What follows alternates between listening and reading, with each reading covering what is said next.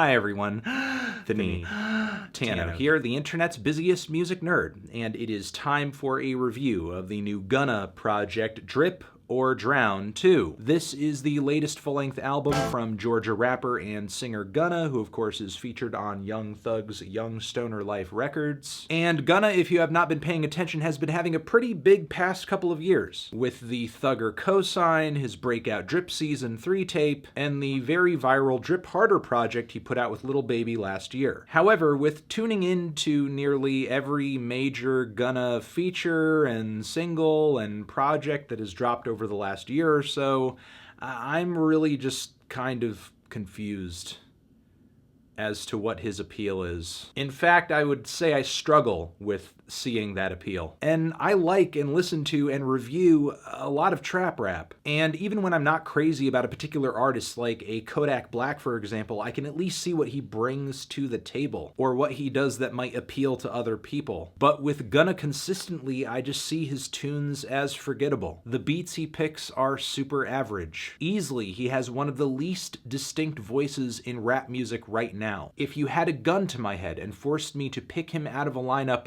that would be my death. His flows aren't anything special in the grander scheme of the genre, and most of what he does is painfully derivative of the artist who helped put him on in the first place. I just see his whole existence as redundant. Will it be that way down the road? I don't know. Artists always change and grow and expand and try different things, but as of right now, that's pretty much how I see it. And keep in mind, these are all of the feelings I already had going into listening to this new album. And unfortunately, I can't say Drip or Drown 2 has really changed my mind. The one thing I can give this album is that for the first leg, it's got a consistently wavy and psychedelic vibe coming off of the instrumentals, and it seems like Gunna has a pretty focused aesthetic in mind. It is very watery. A lot of the instrumentals give you the sensation of being submerged in the ocean, and you're slowly falling into this wet, salty abyss. The vocals may not be anything to write home about, but Gunna at least doesn't get in the way of great instrumentals like on the track Outstanding, which for all intents and purposes do kind of sell the song. That is enough to make the first leg of this album, for the most part, pretty relaxing and listenable. And keep in mind, I'm just saying this section of the album is listenable. It's not mind-blowing or anything like that. But it only takes till about the Lil Baby feature on this album for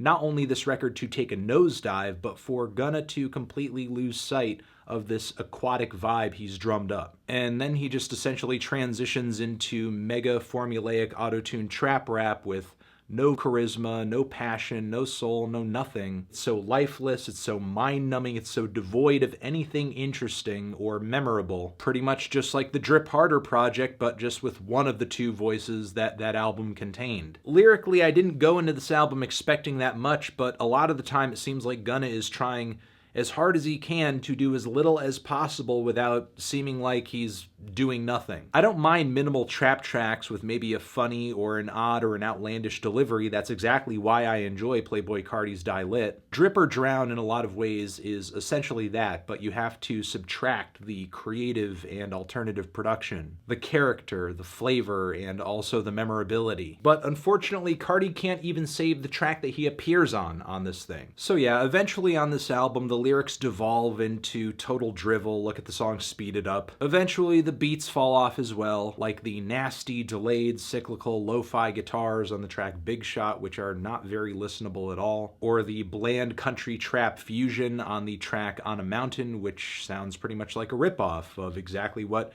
Young Thug did on Beautiful Thugger Girls, yet another example of Gunna living in Thugger's shadow. Not to mention that he is overshadowed by Young Thug on the track that Thug appears on, because vocally Gunna mimics Thugger, obviously, and yet his singing pales in comparison in every conceivable way. Also, the beat on the track Who You Foolin' is so plain and basic that it's almost insulting. The hi-hats don't even sound EQ'd or mixed into the instrumental. It's like the producers on this thing gave up at a certain point too. This album pretty much feels like nearly everyone involved just phoning it in as much as possible, which is unfortunate because this record is probably going to get a lot of play, a lot of exposure, a lot of attention, and I would like to think that anybody involved with a record with this much exposure would do everything they can to sound as great as possible in this moment where they are most likely going to be given access to a piece of the limelight for a very short amount of time. Even artists who make classic records and are incredibly talented don't maintain their peak of popularity forever. And given that, what hopes does this record or Gunna have?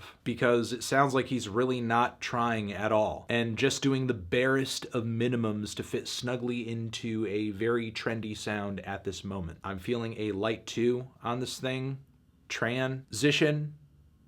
Have you given this thing a listen? Did you love it? Did you hate it? What would you rate it? You're the best. You're the best. What should I review next? Hit the like if you like. Please subscribe and please don't cry. Over here next to my head is another video that you can check out.